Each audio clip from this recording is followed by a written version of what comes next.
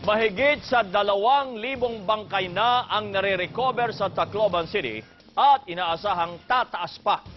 Kabilang naman po sa mga na-recover na mga labi ang ilang dayuhan. Nagpapatrol si Pia Gutierrez.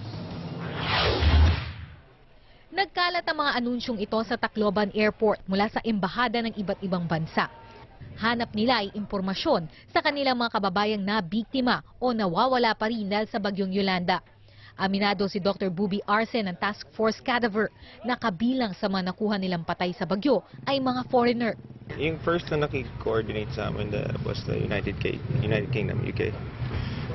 They were trying to fight, I think, if I'm not mistaken, at least 5 of their citizens. Umabot na sa 2,038 na bangkay ang nare-recover dito pa lang sa Tacloban City.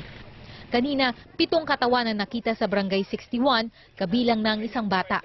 Posibleng madagdagan pa ito, lalo na't base sa satellite image na kuha ng Chinese Red Cross International Rescue Team.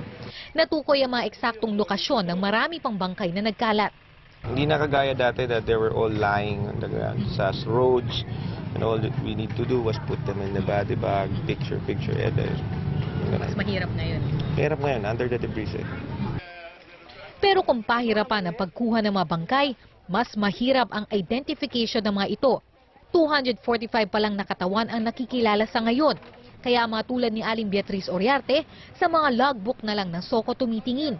Nagbabakasakali na isa sa mga nakasulat dito ay tutugma sa nawawala niyang anak na si Fatima Beth na naanod ng tubig noong kasagsagan ng bagyong Yolanda.